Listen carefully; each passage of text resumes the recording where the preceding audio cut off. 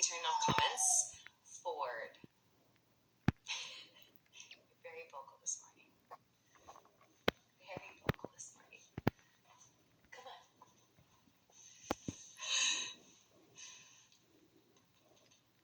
Yes, lay down, please. Lay down. Thank you. Ford has been very needy this morning. Anyways, hi everyone. How's everyone doing? Checking in. Hello, hello. I'm very excited today to talk about something that I know very little about, so I'm going to get very educated today. And I was very excited to see that multiple people wanted to talk about the subject matter of diabetes. And so it's going to be a great conversation where I'm actually going to bring on 3 separate people.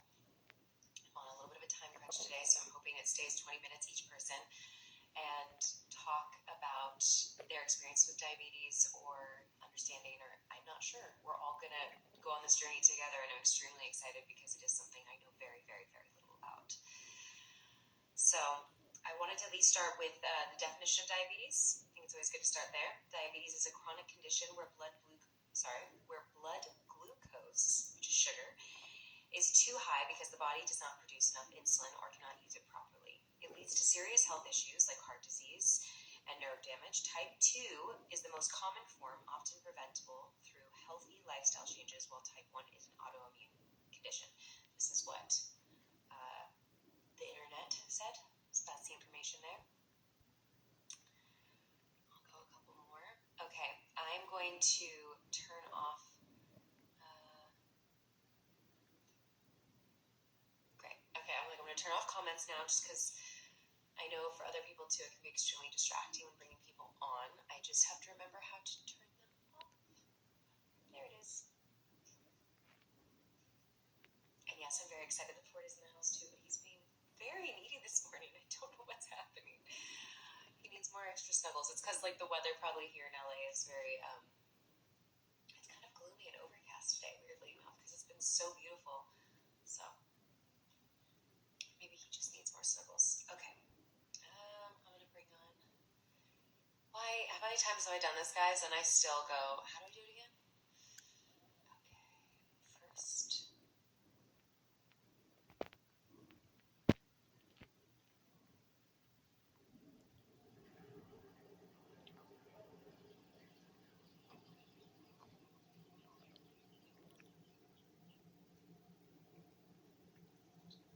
Hello.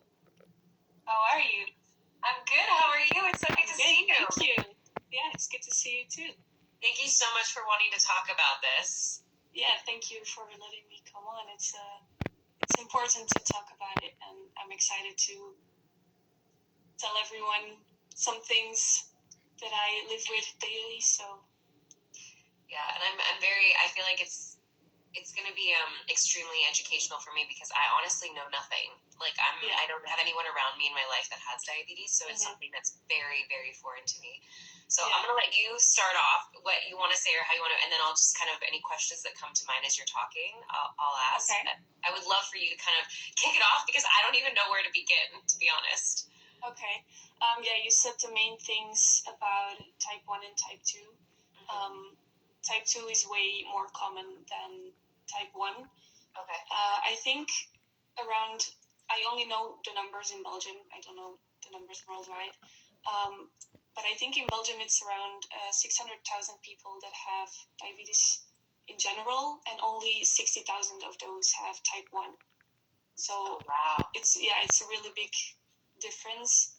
But type 2 needs less, I'm going to say it less, it's less life-threatening, I think, because with type 1 you have to count carbs with everything you eat. You have to inject insulin for those carbs. So it's really, you just have to think about it all the time. And type 1 you're born with. So you have, to clarify, you have type 1? Yeah, I have type 1. And you were born with it? No, I have it since I was, I think, 15. So around 9 years now. Yeah, I got it pretty late in life. Most of the time type 1 is genetic, so it's something you're born with. But you can also get it later in life, like I did, or I know a girl that had it at 23, so it's really, you cannot predict it when or if you will get it. No one in my family has it. I'm the first one, so there's really no explanation for why I have it. It's just, my pancreas thought I'm not going to work anymore. So, yeah. What were the signs when it happened at 15? You said 15, right? The other person. Yeah, 15. What were the signs? I had, because there are different symptoms. I think everyone experiences it differently. But I had, I was really thirsty all the time, and not just the kind of, oh, I want to drink now, but really like bottles of water every day that I had to chug because I was so thirsty. And those were the only symptoms I had. Normally, you can be nauseous, you can vomit, you can like see blurry. There are a lot of different symptoms. But I just went to the doctor for something completely else, and then told her that I was thirsty a lot lately. But it was also a heat wave going on, so I didn't really think more of it. And then she said, "Yeah, we will check your sugar level," and it was way too high. And she looked at the machine and she was like, "That's not correct." And then she called my doctor. They did one again, and they said, "You have type 1 diabetes and you have to go to the hospital immediately." And that was the beginning of it all. So, yeah, it's been a roller coaster. Wow. And how did they start treatment on that? Like, what is the initial... Because you were just thirsty, so there wasn't any life-threatening symptoms at the moment. So no. What did they... you have to take insulin now, you said. Yeah. So did you start immediately that day? Did they start giving you insulin, or what was the kind of journey you went on to kind of start treating it? Yeah, so I was in the hospital for 2 weeks to learn everything about diabetes and how to count carbs and how much insulin you would need for an amount of carbs. But as far as I can remember, because it's been 9 years, so it's a little, I don't remember everything. As far as I can remember, they just started giving you insulin right away to get your sugar down again. And then when it was where it should be, kind of, they started explaining how everything works. So, yeah, keep going. No, sorry. I was done. And what should your insulin levels be at, or your sugar levels be at? Yeah, I think there's a different way of how they say it in different countries. So for us, it's between 70 and 170. I'm not sure what the measurement is. I think it's milligrams per deciliter, if you say it like that. I don't know if that's... But I know there's different measurements in other countries. Okay. So for us, that is how it should be. And how, when you're eating now, so you have to consciously... Because carbs aren't just bread, right? I think we always assume carbs are just bread. Yeah, bread, pasta, all those kind of things. What other carbs do you kind of always have to be keeping? You always have to keep track of, because there's carbs in other things, correct? Yeah, there's carbs in actually, like biscuits, other cookies, like in everything that has grain in it. Did you say grain? I thought you said grain. Yeah. I was like, what? Grain. Yeah, so bread, pasta, rice, all those type of stuff. Okay. So it is a lot of like those types of things, the things that have grain, mainly that type of carb. Yeah. Okay.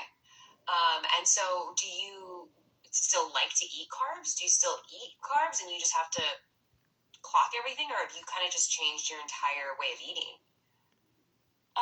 In the beginning when I had it, I had to weigh everything so that I knew how much insulin I needed for what I was going to eat. So it was it was just mentally kind of hard.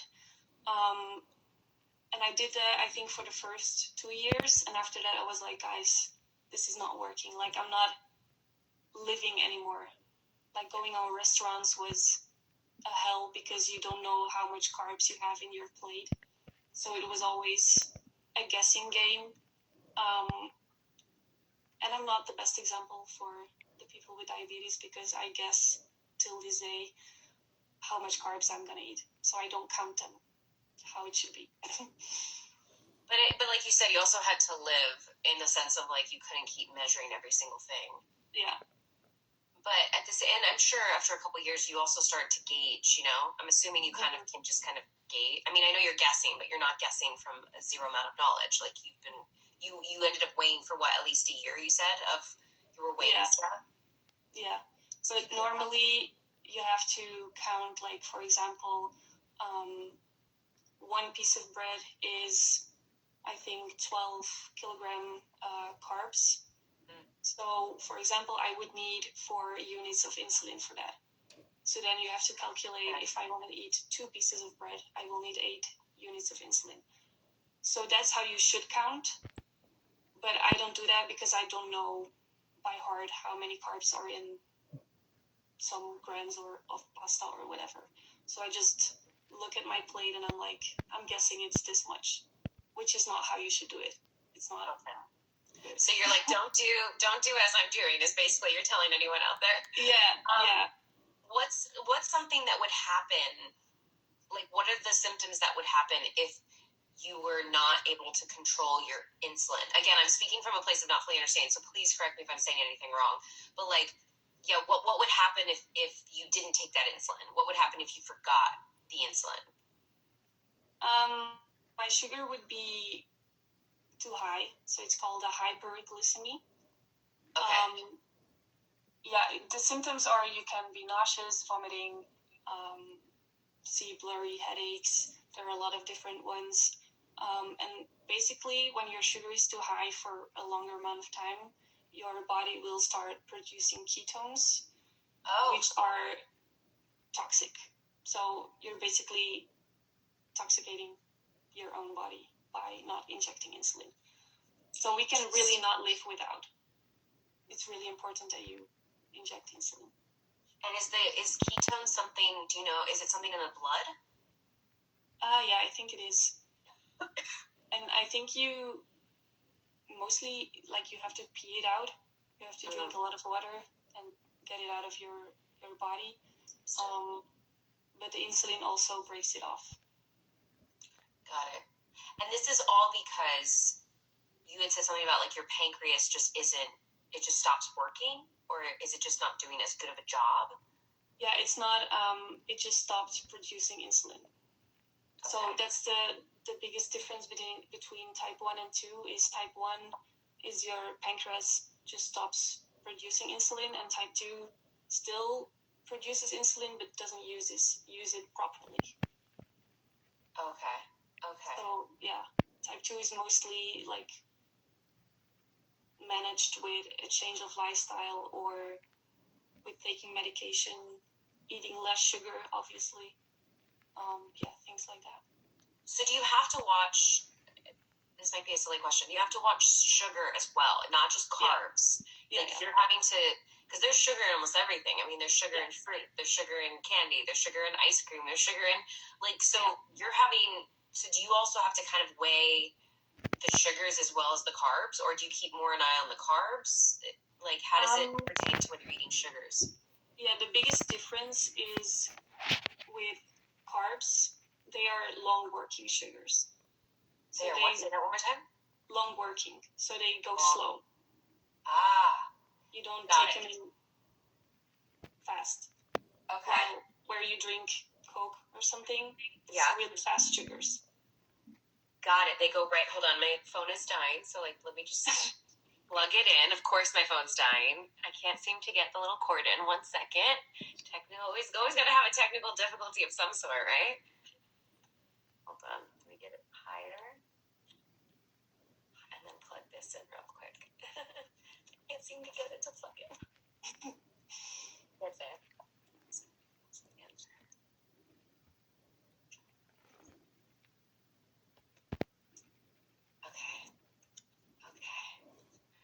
Okay, we're back. I was like, really? Is the phone already dying? Okay. because I was a little distracted, repeat that last little bit right there. You said that carbs are slow moving, right? Sugars, yeah. Sugars. And so when you drink like a Coca-Cola, it kind of goes straight through you. And so is that what essentially, if you're drinking a Coca-Cola, your pancreas then is supposed to produce insulin when it receives that sugar? Yeah. Or it turns sugar, what does it turn sugar into? Like does it turn sugar into insulin? Is that what it's supposed to be doing and it stops doing that? No, your pancreas is like a little factory where the carbs and the sugar pass through, and then the insulin breaks it off and turns it into energy or something. I'm not sure, actually. That's a good question. Fascinating. Yeah. Well, I mean, the human body is such a fascinating thing, right? And yeah, it's just interesting to understand how all the mechanics work. Mm-hmm. But so I'm fascinated by that. But so you're having to clock everything, sugars and carbs. Yeah. And like I think you said it earlier, but that's got to get exhausting. That's got to be. Sometimes, yeah. Is there something you really love to indulge in that obviously every time you're like, ugh, if I'm going to do this, I'm going to have to take extra insulin because it's full of sugar or carbs? I don't know, because I can still eat everything. Like, it's not that I can't eat candy anymore. I just have to not eat too much in one go. And there are a lot of different things. Like, for example, there are a lot of zero drinks. Like, what's it called? A Diet Coke? Yeah. So, yeah, you have most of that exists in a diet version. So okay, because they removed the sugar, so then you're fine. Yeah, I can only drink a real Coke when my sugar is low, for example, when I need the sugar. Okay. But other than that, I don't drink sugary drinks because that would just be kind of stupid. Yeah, it just won't work, it sounds like. Yeah. And then what, I had a question that completely slipped my mind. Oh, how often do you have to check your insulin and how do you check your insulin? We all, I think most of people with diabetes have a sensor on their arm. You can also put it somewhere else in your body, but I always put it on my arm. And it's basically connected with my phone with Bluetooth. Yeah, so I can just open an app on my phone and see how much my sugar is. Oh my gosh, that's crazy. Which I cannot show you because you're on my phone, but I did download the app on my iPad, so I can show you on my iPad. My sugar is too high right now. It's too high? Why? Adrenaline. Oh, Jesus. So on top of that, also adrenaline spikes your sugar, just naturally. Oh yeah, hormones, adrenaline, it's a mess. Being on your period is the worst. I was going to say, so at what times, like at certain parts in your cycle, does the sugar spikes because of hormones? Yeah. Really? Yeah, and then it's just really hard to get down again because sugar is high. I can inject a couple of units of insulin to get it down again. Yeah. But when I'm on my period, for example, I cannot get it down. Like, it's really hard. But you can also not inject too much at one go because then your sugar might be low, which is also not good. So it's a guessing game sometimes. Wow. Yeah, it's a full-time job. Wow. And at 15, going back to that, just because it sounds like it's also so much responsibility, and this happened to you at 15. Yeah, it's a lot of responsibility. You have to really want to, live with it to do it right, because I know some people have trouble with living with it, and they're like, I'm not going to inject insulin or whatever, but if you want to live long and healthy, you should do it correctly, because otherwise it's just not healthy. Going back though to when you were 15, like, did that affect, because you were in school still, right? Yeah. Like, did that affect kind of your, growing up, into adulthood? Like, that really... Yeah.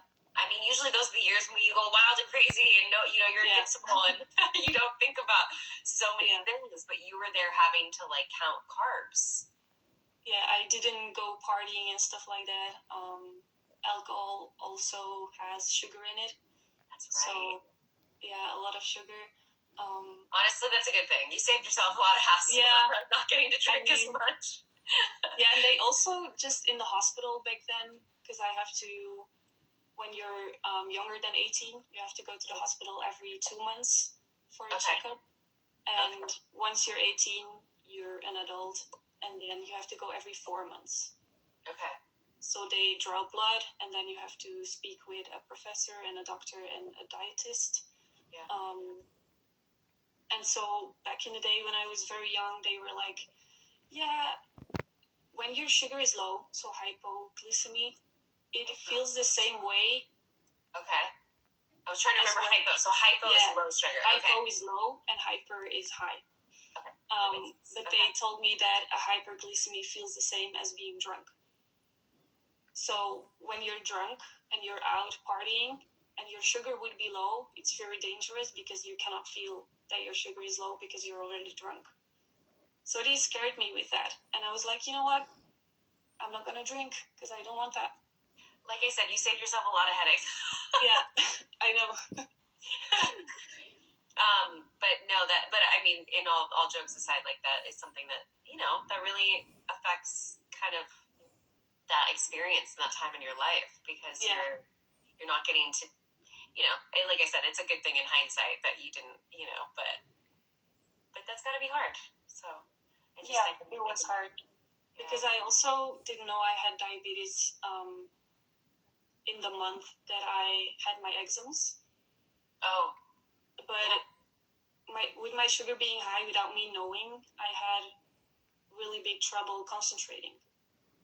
So my results weren't that great. And after I got diagnosed, we went back to the teacher and we were like, this was probably the reason for my bad grades. And they didn't believe us. So yeah, it was a difficult period in my life, but I'm actually okay with living with diabetes right now. And why do you say that? I don't know. I just don't really feel like it's dragging me down or like it's a really hard thing to live with. For me, the hardest part is exercising. Like doing any kind of sports is really a big issue for me. Why is that? Because when you work out, like there are different types of working out. You have, for example, running. That is something that will bring your sugar down fast. Oh. But when you play tennis, it might make your sugar go up. Why? I don't know. That's the part that I still don't understand, and I have talked about it with a professor in a hospital, and they try to explain it, but it's really just, in a hospital, everything is very theoretically. So they can say something that is right in the books, like it's correct, but every person experiences things differently. Yeah.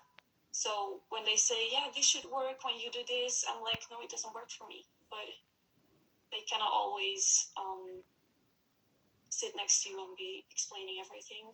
So there's a lot to figure out myself. But for example, insulin works, I think around, I don't know if it's the same for every brand of insulin because you have different kinds of insulin. Okay. But it works, once you inject it, it works for 2 hours. Oh, that's it? Yeah, it works for 2 hours, and then normally your carbs are, I don't know what's it called, like gone? Yeah, I guess. Digested? Yeah, exactly. And so you have to think beforehand, okay, if I want to work out after lunch or dinner or whatever, I have to inject less insulin because I'm going to work out. But also dependent on the workout you do. Exactly. And so you also have to think, okay, this is my sugar now. Will it still be too high after lunch or will it go down? Can I go exercise? So it's really difficult to, to check and to keep an eye on while you're exercising. Well, you're handling it, and you're handling it with grace, and like you Yeah, I said, try. and you're not letting it, completely ruin your life. You're managing it, and you're living with it, and that's extremely admirable. Is there anything you'd want to say to anyone out there that's maybe just discovered they have diabetes or struggling with diabetes? I would say be patient. Like, it takes quite some time to get to know your body.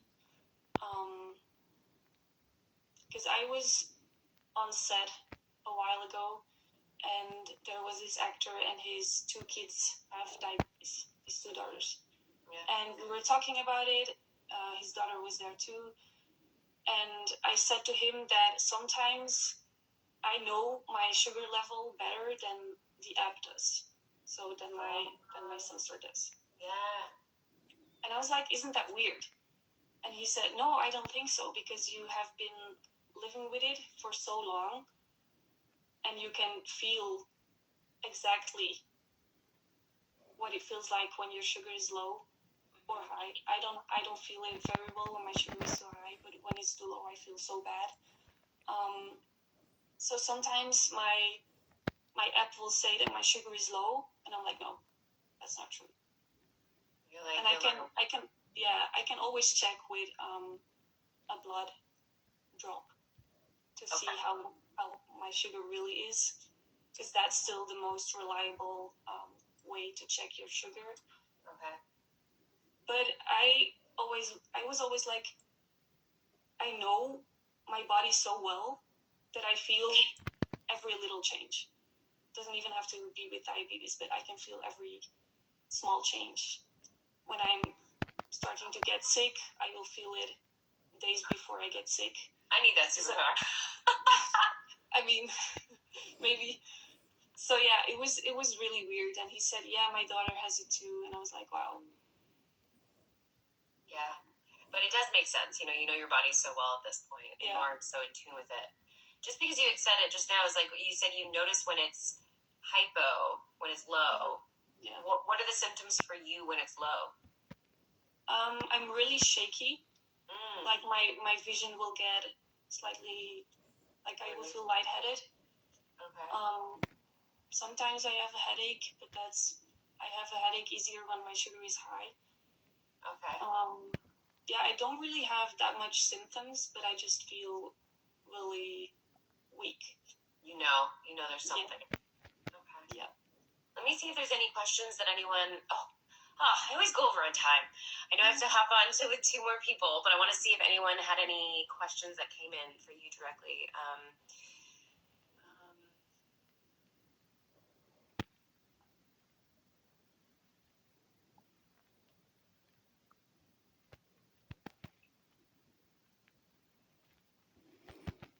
A lot of these questions we answered. I'm just reviewing. We kind of already touched on this, but maybe you can elaborate a little bit more. So it says, what are small lifestyle changes that can make the biggest difference? So what would you say are some of the smallest lifestyle changes you made that have made the biggest difference with dealing with diabetes? That's a hard question. Like, I think cutting on sugars is the biggest one. Like, not eating that much chocolate or candy, or drinks that are not diet. Cutting those really has a big effect on how your sugar levels will look like, and also just inject the insulin before you eat carbs. Okay. Because when you eat on top of it. Yeah, injecting it after your dinner or lunch or breakfast or whatever, the carbs will start working before your insulin does. So you will make a little jump before it goes down, which can be tricky and misleading. But yeah, I don't really know if there are small things that I changed. Okay. Yeah. But the sugar, that's a big one. I mean, I would struggle. Obviously, everyone knows I love sugar so much. I would struggle a lot. So I applaud you for managing it, and I am so grateful that you came on to talk about this. I think so many people are, those that have diabetes and then those that want to be educated about it. So I'm grateful to you for wanting to talk about it. Is there anything else you wanted to say before I hop on with the next person? I'm gonna see if I wrote something down. Yeah, I could not do the candy thing, I will say. I would have struggled really, really hard. Yeah. Be careful you don't get diabetes type 2, because that's... And can that happen? And I'll ask, I think other people that are coming on but can that happen by eating too much sugar? Yeah, definitely.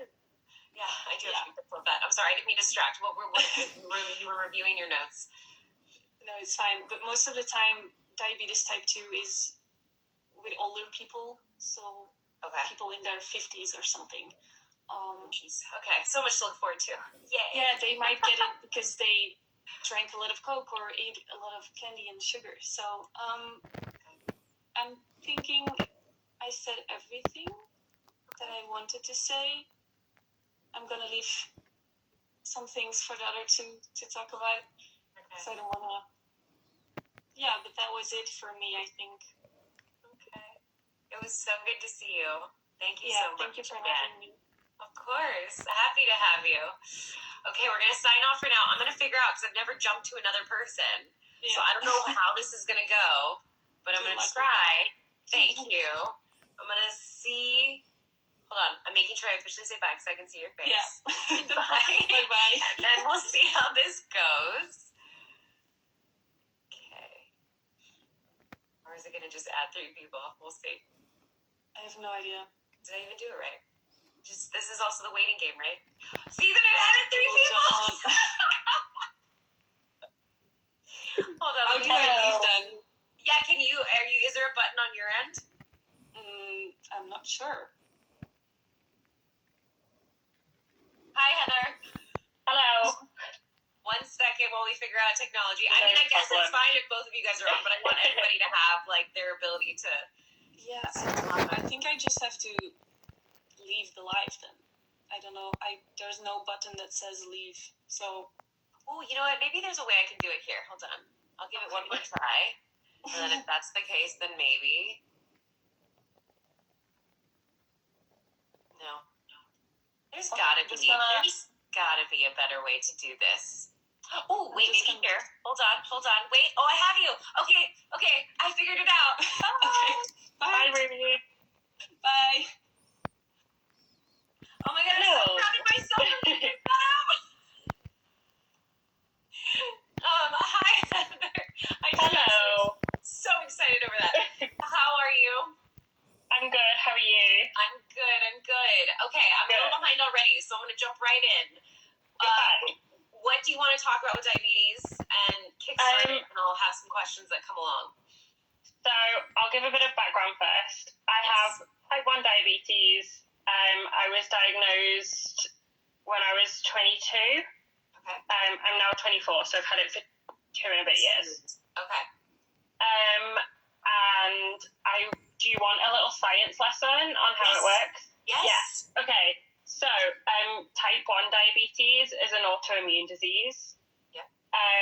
So it means that in your body, your immune system has attacked something just randomly. Things can cause it, like stress or illness or lifestyle things happening. But most people, you can't pinpoint the moment that it happened. And basically, my immune system attacked. There's cells in your pancreas called beta cells that produce insulin. Okay. So it attacked them. They don't make insulin anymore. Or if they did, they made not enough. Insulin works like a key. So your cells have a lock. Insulin is the key that lets the glucose in. And then say that one part one more time. Insulin is a key. Mm-hmm. Your cells have a lock. It unlocks the cell and lets the glucose in. Got it. And then the glucose is turned into energy in your cell. So it is turned into energy. Okay. Yeah. glucose you get from carbs, which is anything, starchy, rice, pasta, potatoes, bread, fruit, any sugar, milk, basically anything that isn't like a vegetable or protein. So like meat, you're good. Cheese is on the border. Vegetables, fine, because they're usually quite high in water content. Okay. And then like sugars, fruit, have a fair bit of sugar in, although it's slower release than kind of your pure sucrose that's in sweets. So, and then I wondered, do you want to see some of the diabetes tech? So like, obviously people manage their diabetes in different ways. I am on an insulin pump as of last week. An insulin pump? Yes. Okay. So I think Ruby does injections. So you would have... It's a little fuzzy. Does it look fuzzy on your end? Is it slightly fuzzy? I'm sorry. It's okay. Is it just the camera? I always get told to wipe my camera first. It might be the camera. Give me one you second. just have a little piece of fabric. Did that make it? That made it worse. That made it worse. Oh wait. It's kind of Try again. I did clean it before. Is it better now? It seems a little bit. I think it's also Okay. because you're like It might be the light. No. So I will like hold my hand behind it so you can see. There you go. So this is an insulin pen, although it's got no insulin in it anymore because I don't use it. And you would screw a needle onto it, twist it, and then put the needle in yourself, give yourself insulin. Got it. So like you would work out how many carbs are in it and then give yourself the corresponding amount of insulin. Okay. I now have an insulin pump. So this is about the size of like an AirPods case. Okay. So like it's small. It sticks into you. This, I don't know if you can see, there's like a little tube that's sticking out of it here. Oh, yeah. I see that. So there's like a little cannula, and it continually drips insulin into me. It's controlled with a phone. And let me unlock it and show you. So it'll be like, this is my blood sugar, and then I can give myself insulin here. So I tell it it's Tilt it one way. There. like that. Okay. So I could tell it like how many carbs I have. It takes the reading off my sensor, and then it calculates the amount of insulin it's going to give me. Okay. So it takes the maths out of it. There's like something fun. It's not a fun statistic, but an interesting statistic is that someone with diabetes makes on average, I think it's something like 180 more decisions daily than someone without diabetes. So the decision fatigue is huge. So this takes some of the thinking out of it. It's like I don't need to do as much maths. Some of the decisions you would make is like, how much insulin do I need to give myself because I'm doing this later? Do I need to give myself less insulin because I'm about to drive?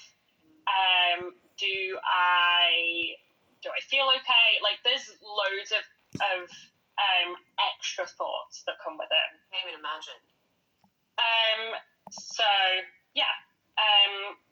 So the insulin pumps take some of the kind of maths out of it, so I don't need to think about like ratios and like if I'm having this many carbs, how much insulin do I need to give myself, because it's kind of pre-programmed. Got it.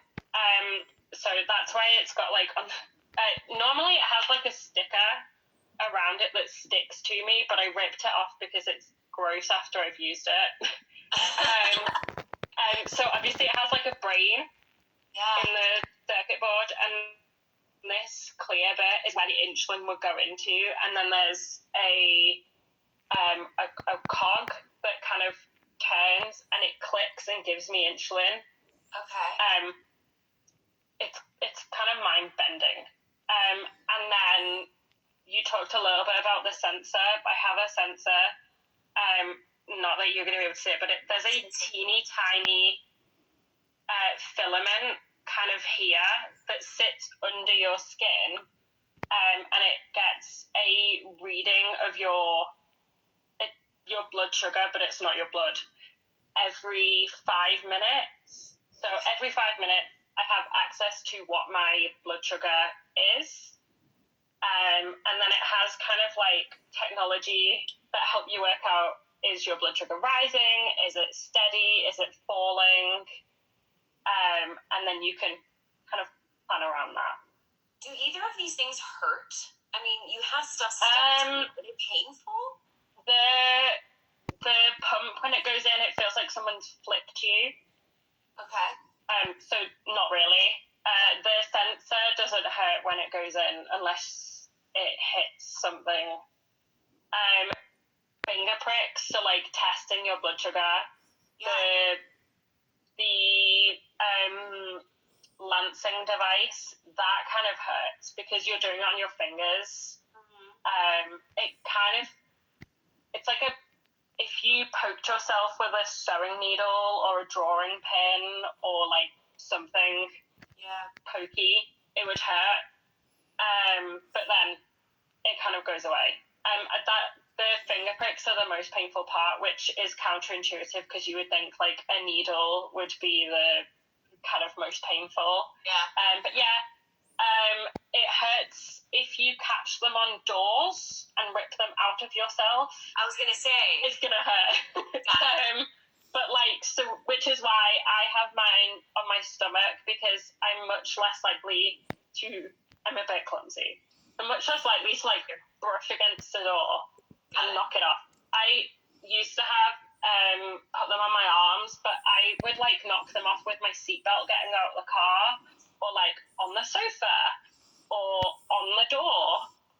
So I tend to have mine on my abdomen or on my legs. Also, I work for an ambulance service. So it's a lot easier sometimes if they're not visible, because it means people aren't asking and or grabbing. Because I work with older people, and it's very easy to like see something and hold on to it, and then as they sit down, they pull it off. It's not something that I want to deal with. no, replacing mid-shift. It's valid. That's So yeah. Yeah. Have any other questions? I can talk a bit more about. So informative. No, keep going. What were you saying? I was going to say I can talk a bit more about my diagnosis if you want. It's slightly abnormal. So I was asymptomatic, so I had no symptoms. I had essentially a routine blood test, or a blood test for something completely different, and they picked it up. So my sister is saying hi outside the window. It's always something. Hold on, let me tell her. I'm gonna let 1 second. She's like, what are you doing? I'm gonna laugh. Or I'll say hi.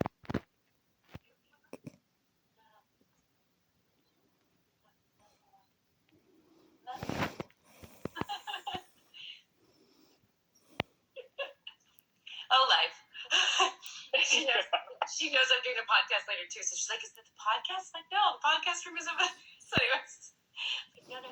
Okay, take that back a little bit so we get a full story. So you were testing for something different. Yeah, just completely kind of essentially routine to like, actually to rule it out. And I have a medical background, so I had a full conversation, and we talked about the fact that I didn't have any symptoms of diabetes. I didn't kind of feel unwell, any more tired than usual. I hadn't lost any noticeable weight. But we were like, look, we'll do the blood test, we'll rule it out. Had the blood test at about 11 a.m. and by 5 p.m. someone had called me to say it was abnormal. That's your first red flag. Because like in the UK anyway, you don't get called same day unless there's something that's been flagged in the system immediately. Okay. And then I was lulled into a false sense of security in that they didn't immediately send me to hospital, to the emergency department.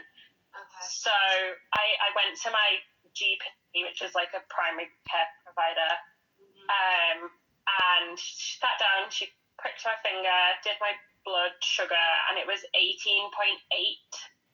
In the UK, the usual is between 4 and 7. Oh. So I was overachieving. I had a very high blood sugar. Wow. So immediately, she was like, no, we can't even redo the blood test to see if it was wrong. You're going to have to go to hospital. Went to hospital because I didn't have ketones, which is the life-threatening. That's what she asked. Yes, I'd heard that earlier. Oh no. Which is. You were frozen for just a second. Oh. Yes. Ketones, which are life-threatening. Ketones, life-threatening.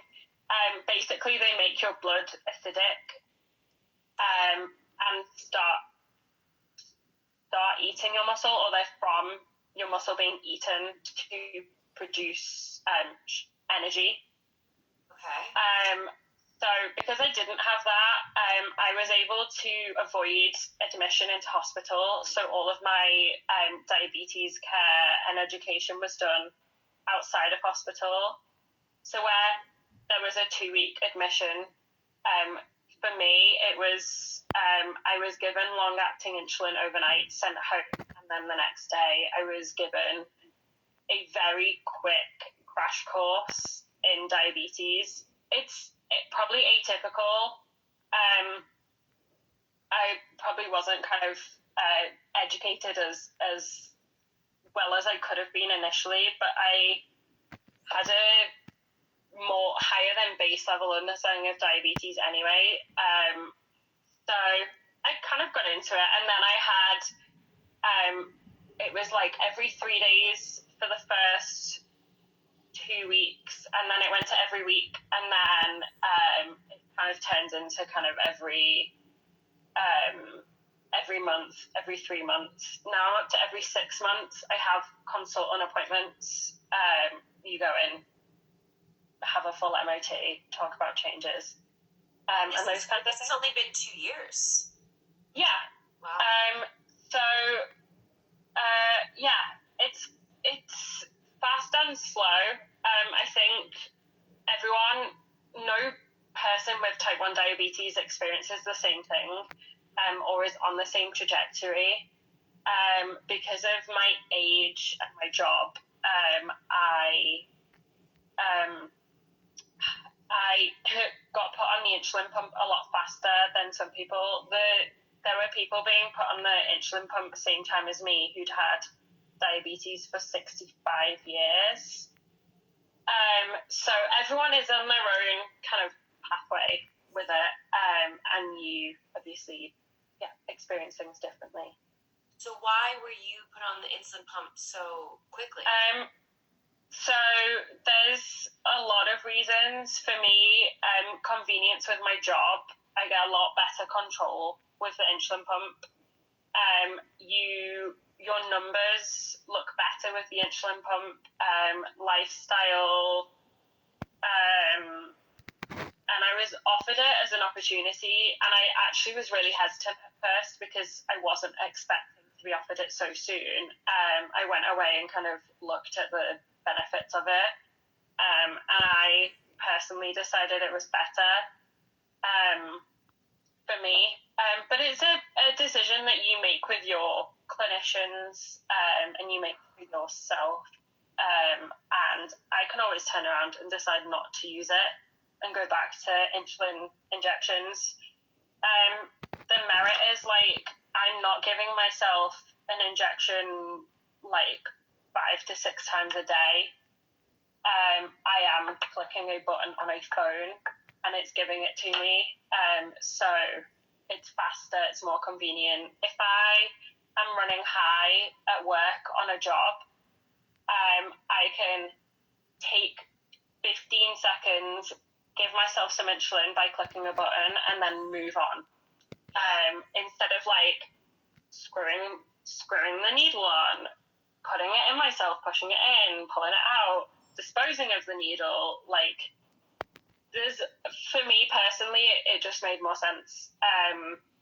But I did 2 years of insulin injections, and I'm happy to see the back side of them. But yeah. No, that all makes complete sense. Do you feel when the insulin is going in? Like, do you feel an immediate reaction? Feel that? The insulin I'm on sometimes burns. So if there's high amounts going in, sometimes I can kind of feel it kind of stings. But not really. I suppose if you're doing it straight if you get it out of the fridge and give it to yourself and it's not room temperature, it can burn. Okay. But not really. It's not okay. So it's not like when you get like your flu vaccine, and it kind of stings and hurts and aches. Yeah. It's more like the needle is tiny, and it's just like a quick, and then it's over. Sometimes it bleeds, and that's more about where you've put it in than kind of pain or injury. When you were giving the insulin shots, where do you normally inject yourself with it? Stomach and legs. You can do it in your arms, but I never did. Mainly because they advised me not to. But you can put them in your arms. I never got down to the understanding why they said not to do it in my arms, because it is a place you can give yourself insulin. I can stick my insulin pump on my arm. So yeah, it's stomach, legs. So obviously you can imagine as well, that's inconvenient giving, if you're wearing a pair of jeans, you have to give yourself insulin, so you have to like hoik your jeans down, whack the insulin in, pull them back up. If you're in a dress, you're like lifting your skirt enough to put it in without revealing everything. So yeah, that's another reason why the insulin pump is kind of more convenient. It has its drawbacks, but and Sarah's on a completely different insulin pump, so when you speak to her, she'll be able to give you different kind of information about it. But yeah, it's convenient. It's fascinating too that everyone has their own experience with it, obviously, which makes sense. But also, it's so interesting. You even said that there's different types of insulin, because you said the kind of insulin you're on. So there's even different insulin. Yeah. So you can have like human insulin that's been made from human cells. You can have lab-made insulin. There used to be animal insulin. Okay. You have like the insulin that I'm on begins working in 5 minutes. Some insulins take 15 minutes. And then you also have long-acting insulin. So when you're on injections, you have a long-acting insulin and a short-acting insulin. You give the long-acting once or twice a day, and it lasts 12 to 24 hours, depending on the type. And then you have short-acting insulin, which lasts like 2 to 3 hours, but kicks in varying times. So like, basically, there's an endless combination of things you could have and change to work for you. It's good that there's options, right? But it's just so overwhelming. It makes sense that it took. I think Ruby said she was 2 weeks in the hospital where they explained everything to her. Where you said like went in there, and it makes sense why there's so much education around it, because Yeah. there are so many options, and you can choose different from what works best for you. But at least there are those options, which is great. There are. The other thing is a lot of the things that you will like learn about diabetes and yourself, you'll learn by yourself. So there's only so much that you can be taught.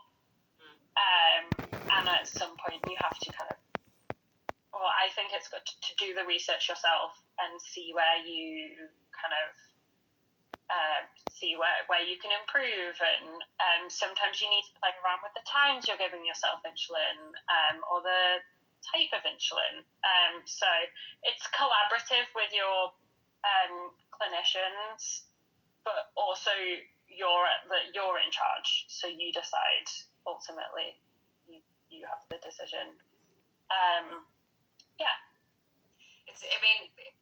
It's fascinating, but going back to it, even though you said it, how old? Because 2 years ago, how old were you when this started? 22. It's still really hard. I mean, I know with Ruby it was 15, so it's those younger years, but like 22 is like... Yeah, and really 22. So you can, it's thought of as a childhood disease condition. But I was like, yeah, it's an autoimmune condition. Okay, yeah. yeah, but around kind of like if when people think about type 1, they might think of, you might picture a child, whereas really apparently around the age that I was diagnosed is fairly common. Kind of sorry. I froze. I froze. No, it was me. Sorry. Oh, okay, it was you. Kind of adults, like young adults, and then there's apparently a little bit of a spike in like 40-year-olds. It doesn't really. There's no reason why it's not been researched enough, as far as I'm aware, as to why there's these ages. But yeah, anything like, I guess 25 and under, it's fairly common, and then you will get some people that have been diagnosed later in life. With type 1. With type 1. Wow. Type 2, there's a genetic predisposition that is kind of associated with it. So it's not just eating a bad diet and eating high levels of carbs and things like that. You have to have a genetic predisposition that causes insulin resistance. It's just 2. Really? Yeah. So there is a genetic component, but that's something that I've learned post-diagnosis, like in my research and talking to Sarah, and all of these things. So yeah, it's there's always going to be a genetic predisposition or a reason why someone gets type 2 diabetes, or why they're more likely to get type 2 diabetes. But yeah, type 1 is autoimmune.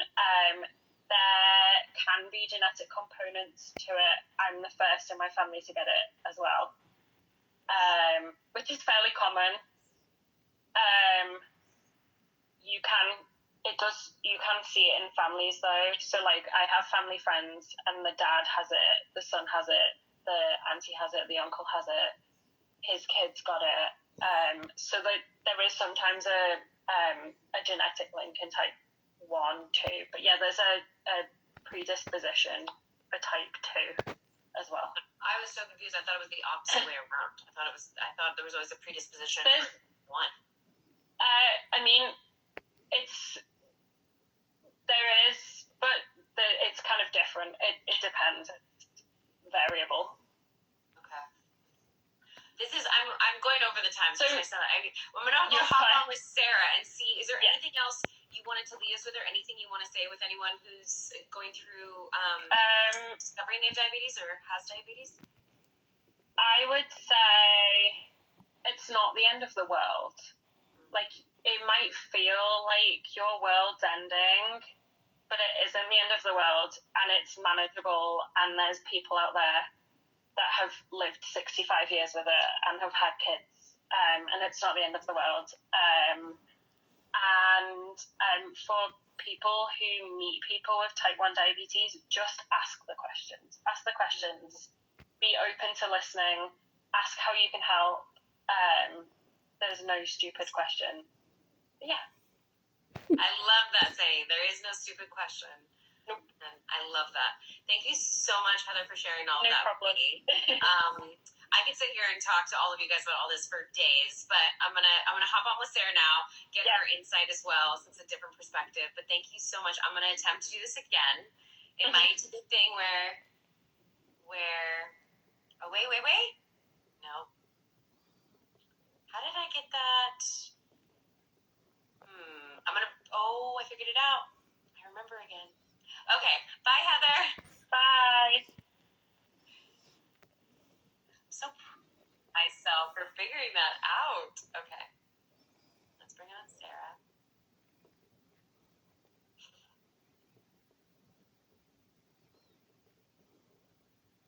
I think I clicked it. Yes, I did. Hi. Hi. How are you? Good to see you. Good. Okay. Raise my chair up a little bit. There we go. Yeah, go a little higher. There we go. It's funny. I wanted to move my camera to see you more, and I'm like, no, that's not the way that works. Well, the problem is my glasses do that stupid reflecting thing, so the angle is tricky. I keep saying that at one of the conventions I want to wear my glasses just so I can feel. You don't. Because you know how often they're like, tilt your head. Yeah, but then we would all go through it together. Like, I feel every time, it's like, I'm always like, I want to do it with you guys. So then all of our pictures are all of our heads going like this. Anyways, okay. Sarah, please, I'm going to let you take the floor and go for it with what you want to say. Do you want me to say something first? No, tell me. Do you want me to ask Well, questions? do you have any questions that I can start off with? I've learned so many things already that I was completely oblivious to, because I really did come into this not knowing anything about diabetes, because I don't have anyone in my life that has diabetes. So to me, it's all fascinating. But what I can do is let me look at the questions people submitted, because I haven't even done that yet. Because unfortunately, I've had it as long as both of them combined. How many years have you had it? 23. And how old were you when? Well, if I tell you. You shouldn't have told me the years, and I wouldn't have. Okay, here's the better question: is were you a child or in your early teens? No, so okay. It's more just that. I don't need the exact number. So it was no, because there's actually a cool story. So it was 9 days before my 22nd birthday. Okay. And because Heather was 22. So there are like weird ages that people that have cluster. Look, if we understood all of this, we'd be a heck of a lot closer to a cure. And we don't, and we're not. But like 7 is a really common age, and like 14 and like 22. It probably is hormones. It is probably what's happening with hormones at that same time. Yeah. That is doing it. So I was misdiagnosed at first because type 1 diabetes used to be called, and sometimes is still called, juvenile diabetes, which is wrong. Because you don't outgrow it. You don't stop having it because you're not a juvenile anymore. It doesn't turn into type 2 or anything like that. So because I was 21, they thought I had type 2 and tried treating it that way, but I needed insulin. So type 2 is treated differently than type 1? Yes. So do you know what I'm going to kind of go sideways for a second. Do you know what WD-40 is? Like, yeah. You have like. Oh yeah, it's fantastic. Squeaky door, love it. Yes. Okay. So remember how Heather said that insulin is the key that unlocks the door to your cell? Okay. Yeah. Type 1, you have no key. Your key is missing. Your key is gone. So we have to take insulin because we don't have any keys. If you have type 2, your key's kind of bent or like wobbly, broken, the lock isn't working. So they take typically pills, but sometimes things that you inject that act as WD-40. So it makes that key work better. So with type 2, you're trying to get that insulin that your body is trying to make to work better, and we just don't have it at all. Wow. So that's why yeah. What were you saying? Oh, I was going to say they were giving me medicine to make my keys work better, and I didn't have any keys. Got it. Oh, I think I'm gonna sneeze. I may not sneeze. I don't know, but I feel like I'm gonna sneeze. Okay, it went away. Sorry. I was like, is this gonna happen right now? That's fascinating. And what a great analogy, a visual to like see how that works. Okay, so and why were you misdiagnosed? Did they say Because I was why? an adult. Because you were 22 at the time. Yep. So there's still this misconception that it's this childhood disease. And you had 3 people today, and like one of them was barely a child, and the other 2 were adults. It's really interesting. I mean, this is a side tangent. Have you ever heard the theory about how our bodies change every 7 years? Well, I mean, Okay. there you go. So you haven't heard that yet, though. I know I I'm so haven't, but it fits, right? So there's I don't know where it comes from. I'm speaking out of turn. Like I just have heard it many times that the body kind of goes through like a change every 7 years, and I don't know what that is. And so, anyways, I wonder if that's linked at all to this. There needs to be more science done. We need more science. Anybody out there, go be a scientist. We need more of you. We do. Okay. So, yes. but I just want to tell you a little bit more about my diagnosis, because I think it's important for like how you live with diabetes. So it was right before my birthday, and I lived in Southern California at the time, and I had a trip to Vegas planned with my friends for my birthday. Of course. And so, I'm admitted to the hospital. My blood sugar was 713. I was right. So in the U.S., we were looking at 70 to 120. Okay, because the numbers are very different. Because when Heather told me her numbers, I was like, her number was 17. Yeah. So we're obviously talking different measurements here. Okay. Yes, okay. I think Ruby and I used the same charts based off the numbers she was showing, and the UK does like their own thing. But 713 is very, very bad. Very bad. Yeah, what's the range you said it was supposed to be again? Between 70 and 120.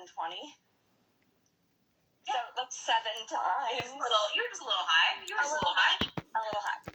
So even though I was an adult, like my mom comes to the hospital because like her kid, was admitted. Yeah.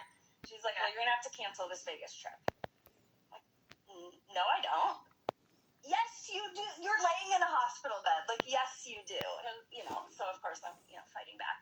Yeah. Okay, fine. We'll ask the doctor. And the doctor comes in and he goes, you know what? The way I see it, you can have diabetes here or you can have diabetes in Vegas. I say, go to Vegas.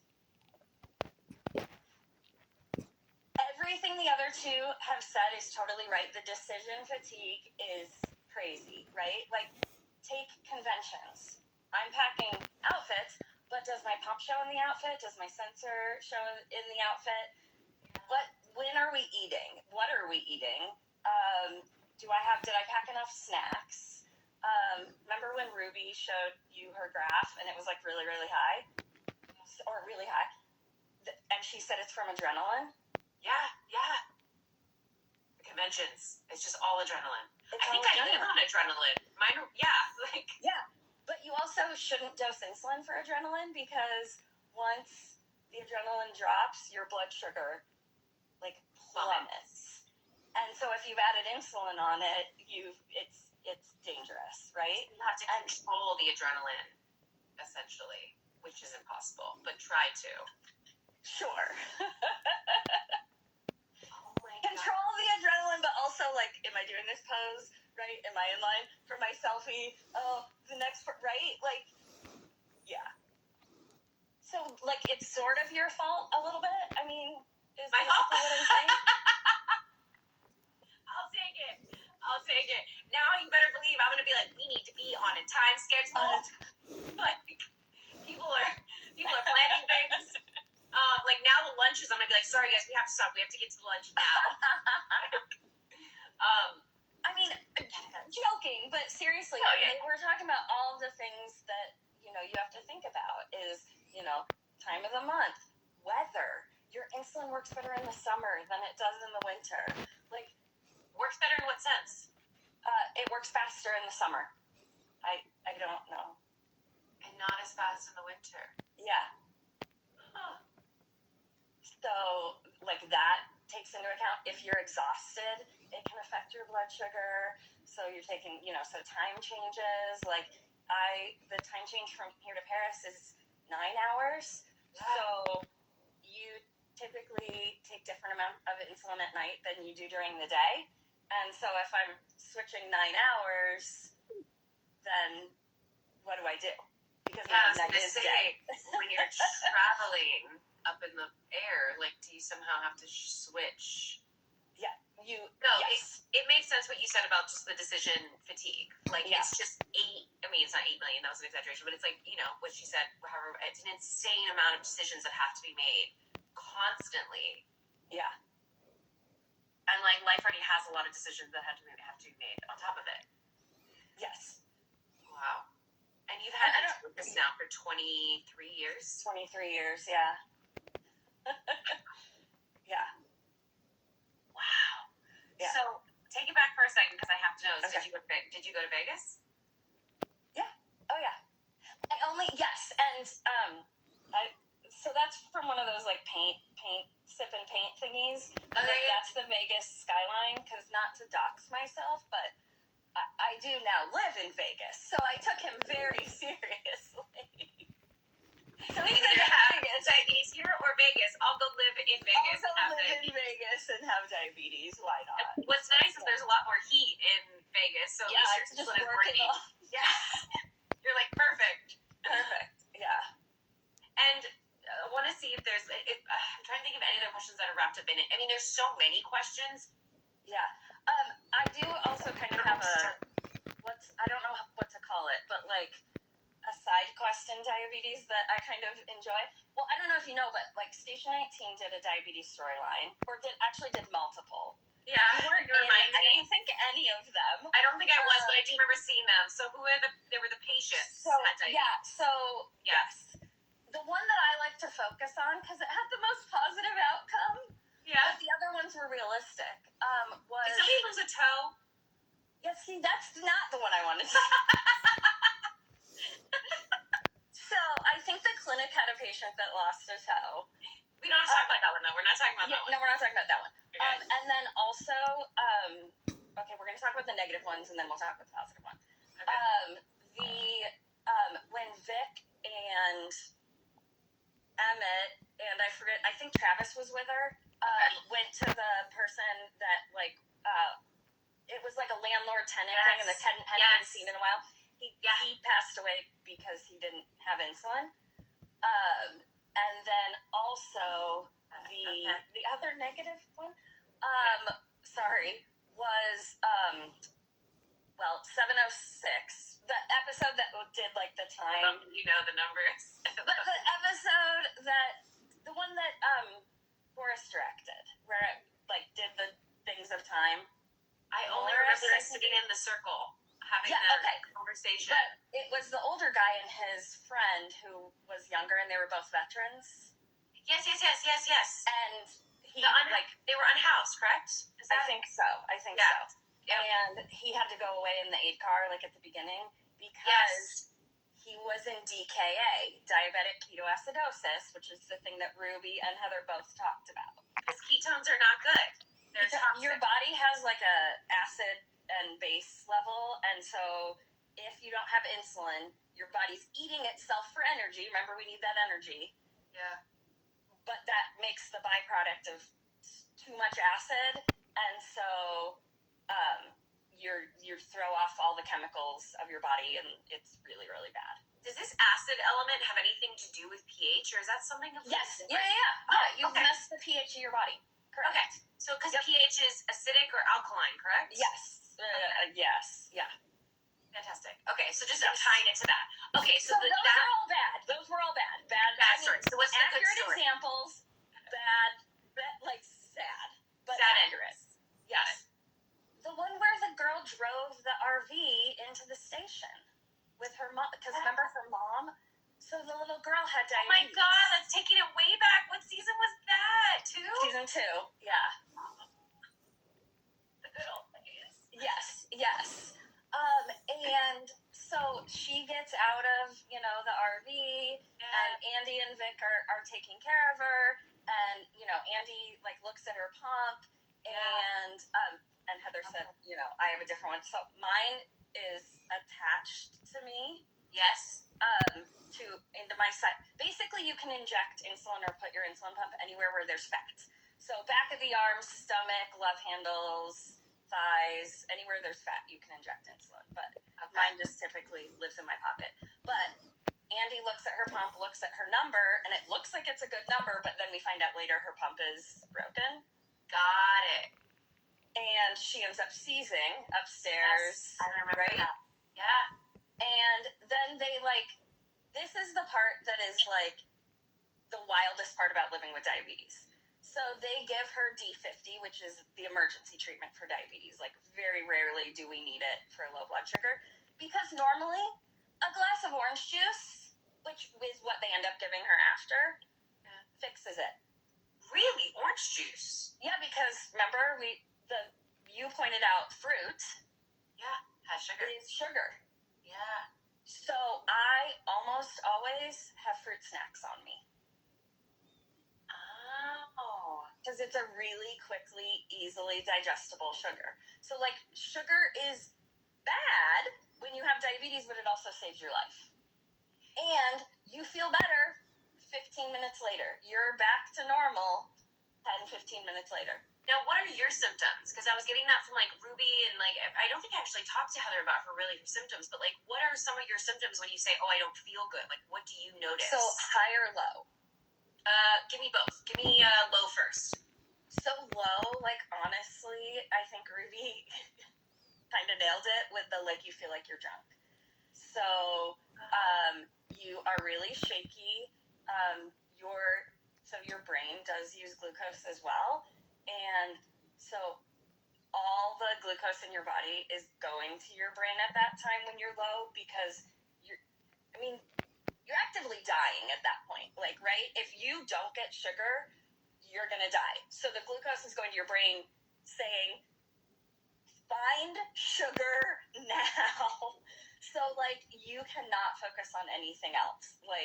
You physically, quite literally, cannot focus on anything else, because that's all your body can do. So my friends know, if I'm not making sense, if I get combative, if I get confused, if I'm shaky, find a bottle of Coke, find my fruit snacks, find a quick acting sugar, and we can figure out the rest later. That's great that they know that too. So you kind of tell them, if that happens. You have to. You have to. Okay. Yeah. Okay. So that is so it's like being drunk, but not a good drunk. It's not a good drunk. Not a good drunk. And then what about when you're high? When you're hyperactive? Or what's it called? Not hyperactive. Hyperglycemia. Hyperglycemia. And hypoglycemia. Hyperglycemia. I said hyperactive. That's a completely different thing. Okay.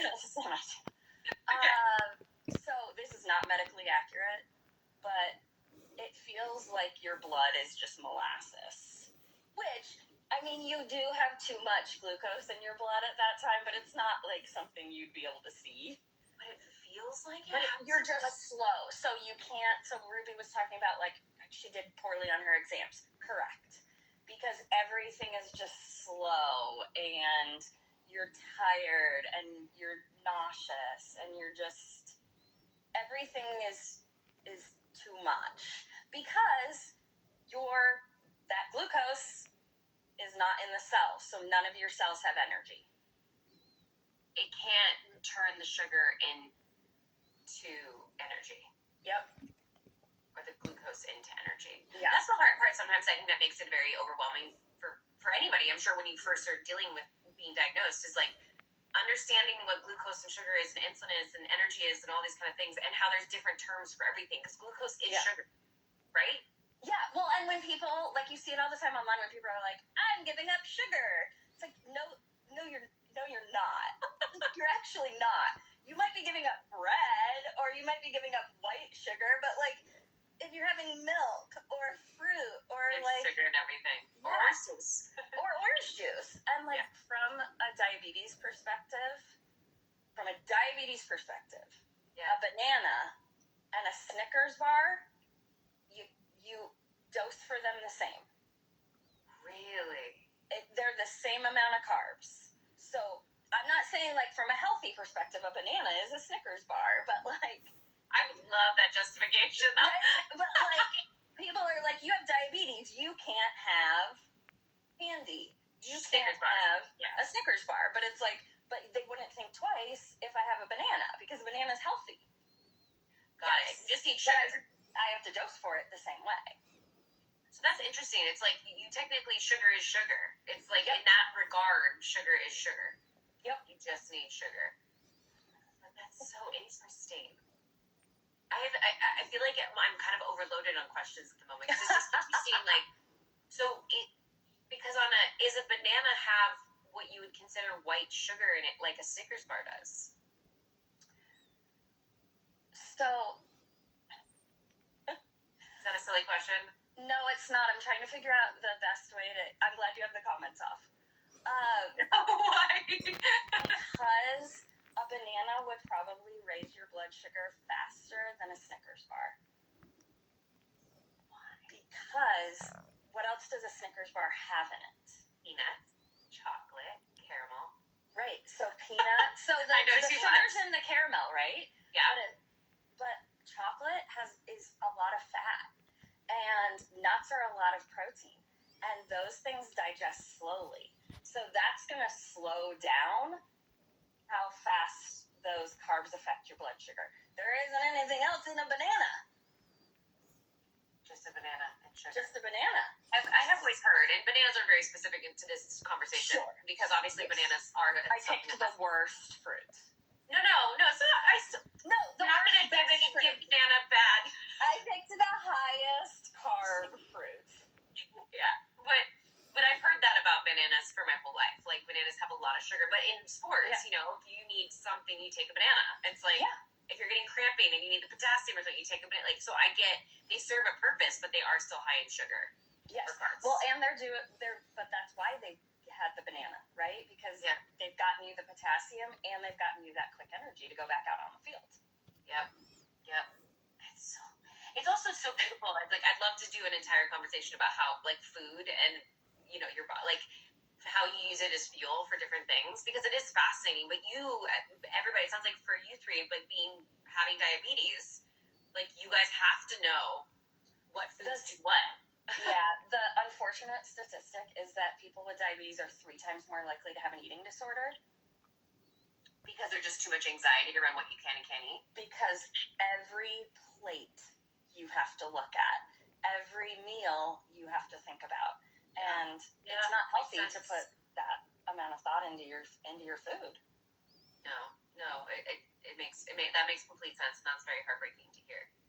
But it makes sense because it's like it eliminates the decisions. If I don't have to make those decisions, but you still, if you're not eating anything, your insulin is still super low at this point. You're just not having to make the decisions, correct? Or no?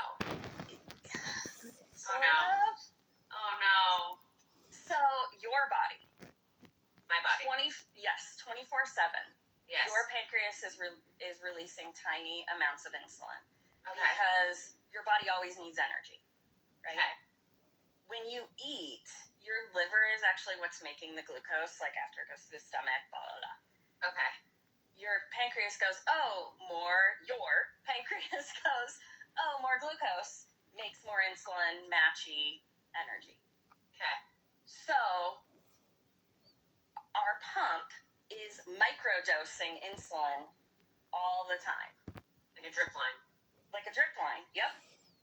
So if you're not on a pump, they've like done cool lab stuff to insulin, and there's brands that last all day. So if you're not on a pump, you take this one kind that like gives you like this 12-hour dose to kind of mimic what it is. But that's why a lot of people are on pumps, because the pump is a lot closer to what a pancreas does. Got it. Which is just continuous. Which is continuous. And then we have to dose when we have a meal. So theoretically, if all your settings are perfect and you're not on your period and you're not getting sick and you're not on an airplane and you're not like, theoretically your blood sugar could stay even. But what wakes you up in the morning? Cortisol, adrenaline, all of those hormones. So the act of waking up in the morning raises your blood sugar.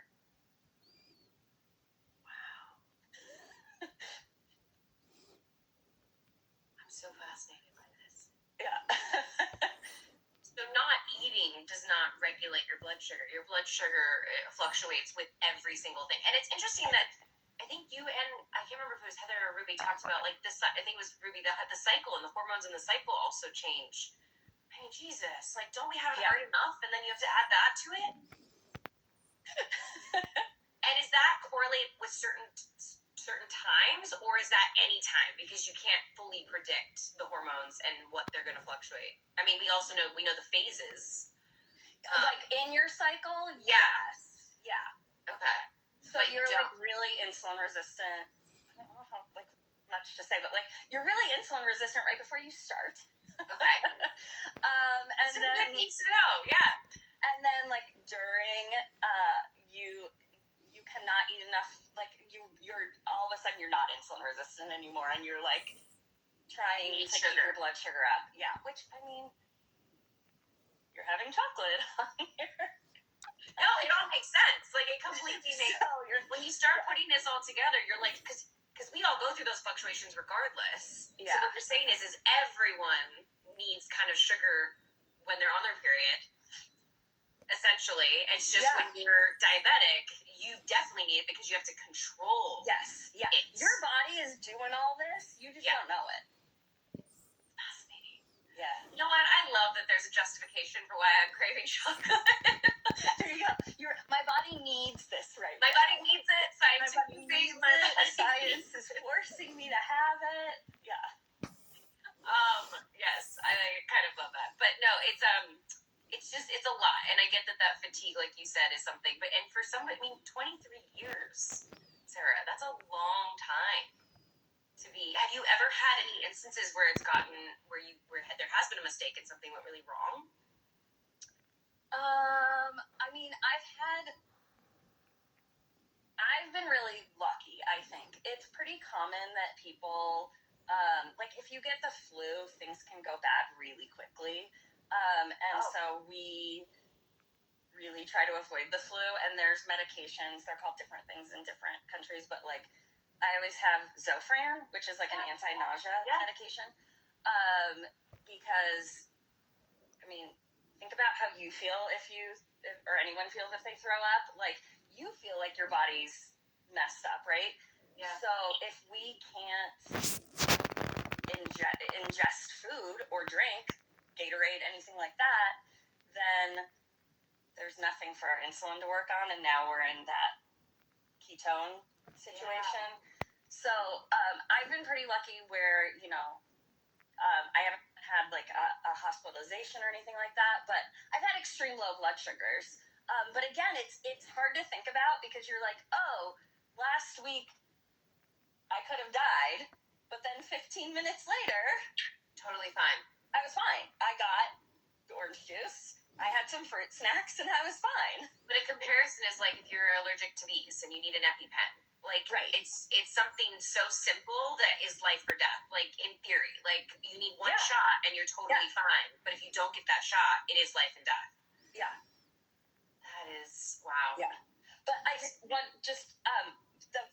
one of the episodes of Found did also have the second to the last episode. Yes, they needed their medication, right? Yeah, so he was kidnapped. Yes. And he didn't have insulin. And so like that was the first thing they gave him when they found him was they gave him insulin. So it's used so often in TV shows. Like it's all over TV and it was in an episode of Fire Country that Barbara Friend wrote. Yeah. Where the kids were trapped. Yeah. Because it's such a great emergency. It is. But it's also, statistically, because I'm sure if there's anyone that's been to the statistics, it's you, is what is the statistics of people, at least, because I know Ruby said where she's from, but in the United States at least, or do you know globally? Like, what is the statistic? Oh, fantastic. Please, give me the statistics. So there's 1.5 million people in the U.S. that have diabetes. Out of what would we have, 300 and something million? See, I didn't look that hard up. No, it's okay. It's something like that. Okay, so 1.5 million have diabetes. Type 1. Yeah. 9.5 million have it in the world. Okay. Wow, I still feel like there's probably so many more that have it than that. Like, it feels like such a low number, to be honest. Yes, there's a lot of people, adults with diabetes, that unfortunately are living in that misdiagnosis space because they're adults. And the same document that has the how many people, that there would be an additional 4 million people that would have diabetes, that should have diabetes in the world if they had been diagnosed in time and all that. So What do you mean by that? By diagnosis in time? there's some people that don't survive their diagnosis because their blood sugar is so high, or in their country. I don't want to go too much over time, but shortly after the earthquake in Haiti, I went there to do some, relief work, and you have to keep your insulin cool, and so there are, yeah. Oh my god! On top of that, you have to keep it refrigerated. Yeah. Okay, keep going. I have another question. Yeah. So, or you have to keep it cool. And so there's this pouch that you can soak in water, and just like a person, how sweating and like the act of sweating and evaporation cools you down. So you soak this pouch in water, and then as it evaporates, it keeps your insulin cool. And so I was talking later to someone from the company who makes these pouches, and I was like, I was just in Haiti and all this, and he's like, we tried to donate them there, but we couldn't find anyone who could use them because there aren't enough people surviving to the point. Mm-hmm. So they're passing before they're even diagnosed because of the... Correct. No. Or not having access to insulin. I mean, you talk to people in our healthcare sucks, but you talk to people in very privileged countries where we have access to the latest and greatest. Now, I'm going to give an example of somebody. It wasn't my friend. My sister's friend in high school ended up being hospitalized. Didn't know she had diabetes, but it was so low that she basically went into a coma. I guess. It would have been so high. So she was so high that she then was put into a coma. Mm-hmm. That kind of is what I'm just using that as an example because that's my only experience. So these people that aren't being treated, basically that's what happens. Yeah. And then their bodies just shut down because you said basically there's no energy. Yes. So when I was diagnosed, the other thing they had to give me with insulin was actually potassium. So we're making a full circle because your heart's a muscle. And so remember, your body's eating fat and eating muscle for energy. And so my body was eating my heart.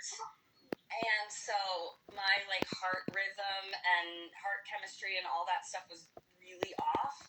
So I had to have potassium to fix that. Yeah. And your breathing gets really out of whack. They call it death breaths, which is not a happy thing. But you just can't. I've never felt anything like it since I was diagnosed, but you cannot take a deep breath. Wow. So, yeah. It's hard because you're like, this is a really serious disease and it's really complicated, but also when we manage it, it's like an EpiPen. I just keep saying it's like the EpiPen is, I think, the one that is most commonly known. Like people know an allergy and EpiPen. It's like insulin resistant, insulin. Yeah. It's just so. I mean, I'm so grateful to you guys for giving me all this information and just to have this knowledge. It's also just fascinating because we all know the pancreas is one of those things that we can't survive without it, but it also is one of those things that just scientifically hasn't had enough research done around it. I think I'm speaking out of turn, but I know if you get diagnosed with pancreatic cancer, it is one of the deadly ones, unfortunately, because it's just something that is so interesting. The pancreas is such a fascinating organ, but also it really creates havoc. Yeah, really creates havoc. It's Jeez. And there's no, like you said, there's no cure. There's no cure. Treatments have gotten better and better. I mean, it was the 1920s when they discovered insulin. So before that, I mean, there was nothing. Insulin is a treatment. It's not a cure. Our technology is getting better. When I was diagnosed, I'm reaching for my sensor, I've got one. Okay. Those didn't exist. So sensors are great because it's that every 5 minutes, you have a number. Pumps are great. And then the scientists are working hard on figuring stuff out because you have to give us new cells that make insulin, but you also have to make our body not attack them, right? Because we said autoimmune. Give you guys new cells? How do we Yeah, get new cells? Correct. So, I know that, during COVID you were looking at it a little bit, but, CRISPR? Yeah! So, they Is are... CRISPR doing work around it? Oh, that makes me so happy! Yeah. So, they are editing stem cells to become cells that make insulin, and then, the CRISPR part is manipulating them so that our immune system doesn't see them. Because you have to solve those problems. I just love their company. I mean, I know it's very controversial in a lot of ways because any science can be used for the wrong reasons. But Sure, but if it cures diabetes, well, they essentially, I haven't been up to date on their research, but I remember, they basically cured sickle cell. I mean, not cured it, but they found a way where it's at least, it can, again, I'm not going to speak out of turn because I don't know where they're at with the studies, but I know that was one of their big ones. So I'm really excited to hear that they're kind of at the forefront, it sounds like, or one of the companies at the forefront really working hard to help. They're definitely helping. Good job, CRISPR. Good job. Thank you, CRISPR. I really love that. Okay, good. So the stuff is in motion.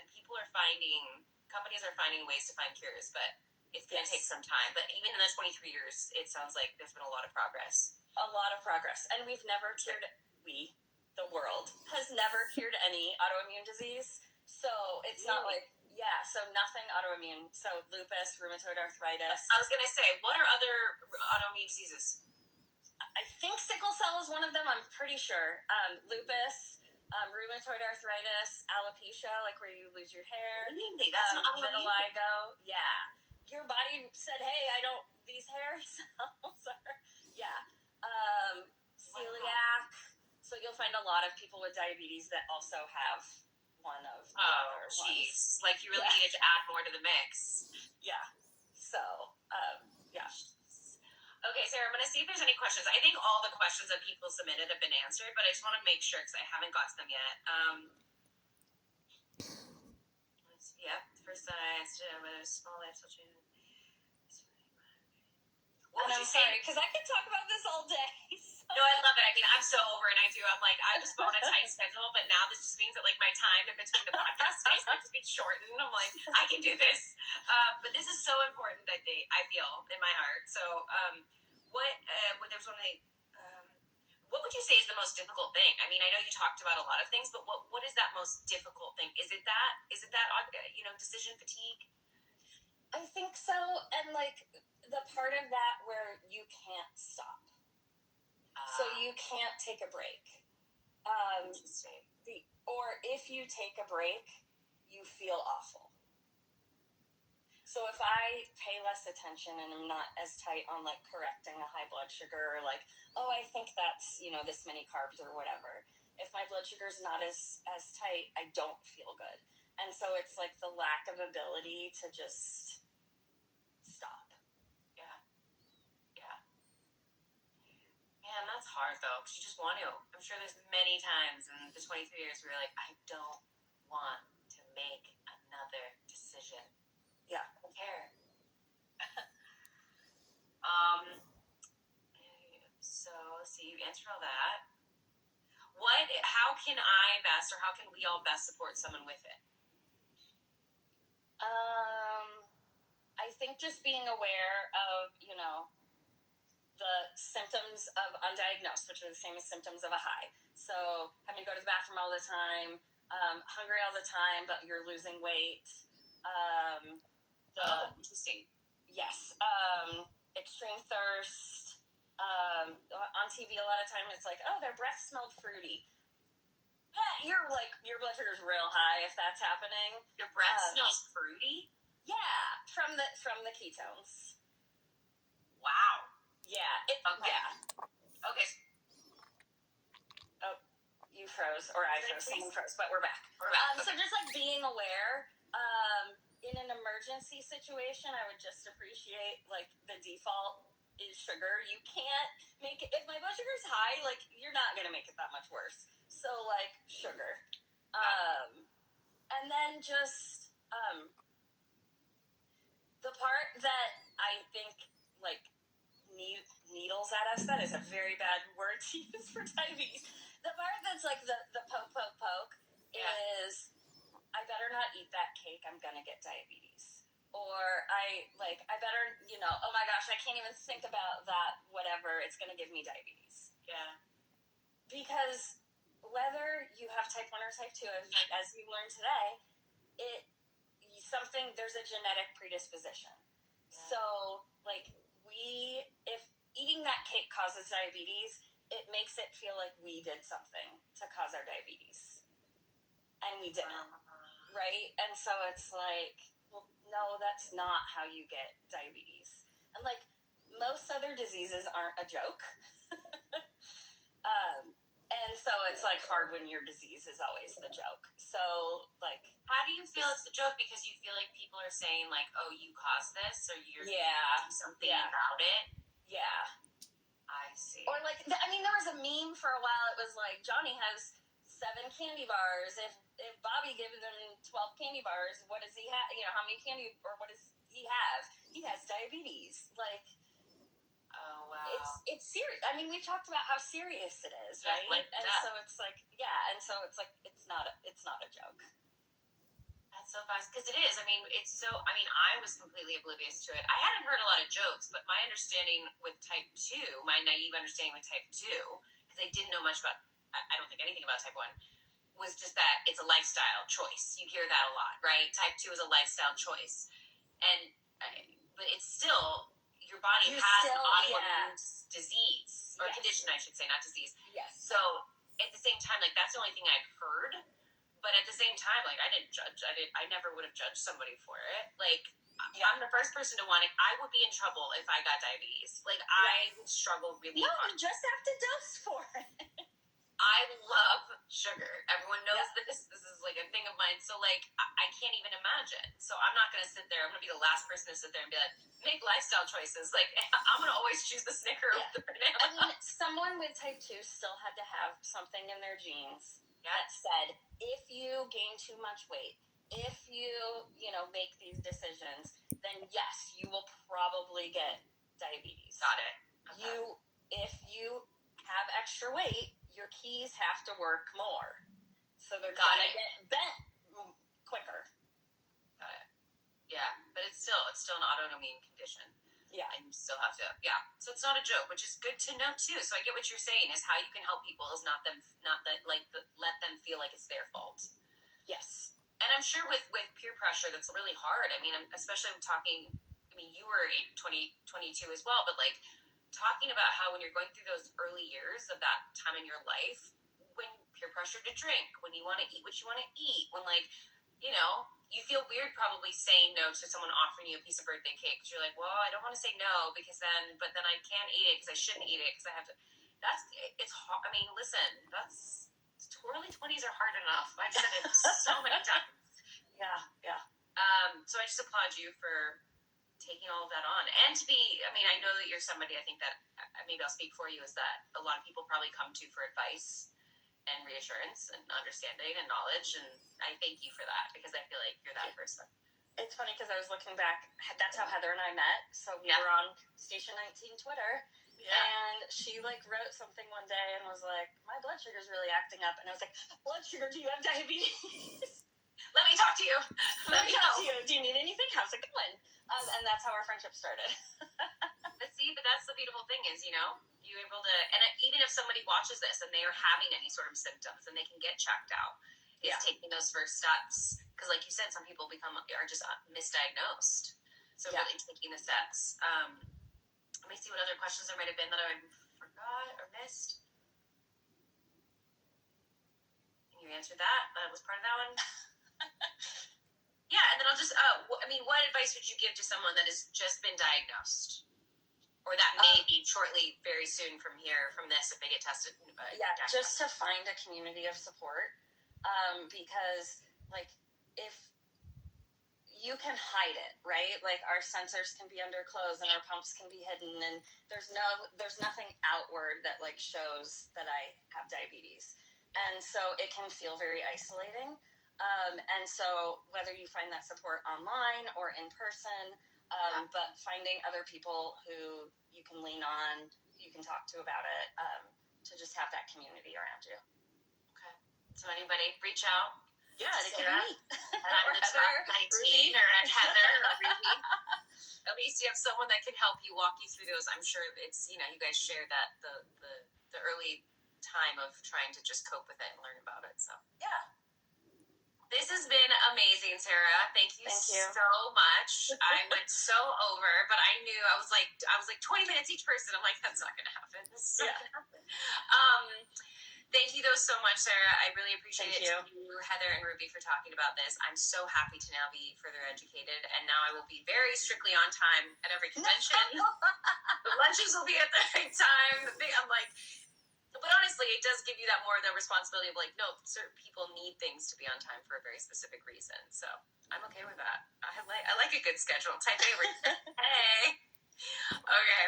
Thank you so much, Sarah. I'm gonna, now that I know how to do this, I'm gonna say goodbye to you on this little thing. Is there anything else you wanted to say before I click the button? No, I'm good. Okay. Thank you so much, Sarah. I really appreciate it. Bye. Okay. Bye.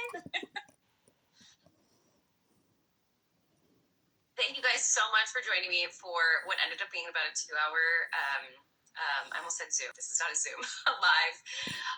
I'm so grateful for everyone for just wanting to learn about something we don't know about. They just called me now at the end. But yeah, I just think it's so important to kind of just have the knowledge. And I think like Ruby may have said, is there's no such thing as a silly question or a stupid question. So I think getting out there and asking people if they have it, how you can help. And if you have it, go get checked out so you don't get misdiagnosed. I just think it's really important. So I'm so grateful to the women that came on today to want to talk about it.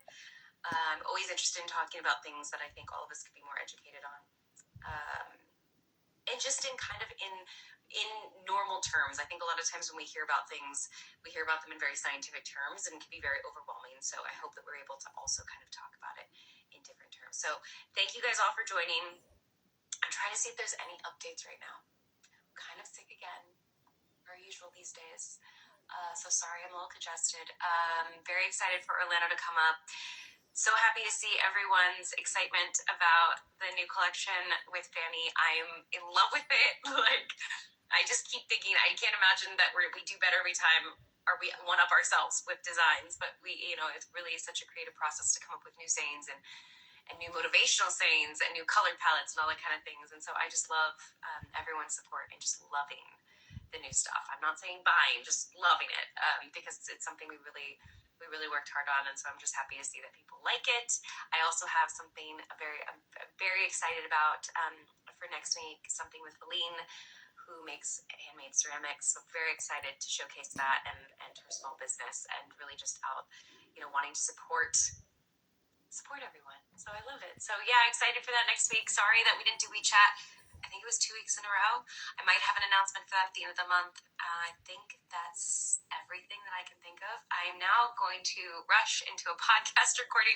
That's another thing. Thank you guys so much for supporting the podcast. I am so fulfilled by doing it. I cannot wait. I'm now like 9 episodes ahead, banking as many as I can for the summer, and I cannot wait for you guys to hear these next 9 episodes. I am just in awe of every single woman I've interviewed, and I'm just really having a great time hearing stories. I'm hoping that all of them, if not some of them, are resonating with you in some way. So thank you guys so much for being on the very long live today. I haven't done one this long in a long time. And thank you to Ruby, Heather, and Sarah for talking about type 1 diabetes and diabetes as a whole. Thank you guys for everything. I'll see you next week. Bye.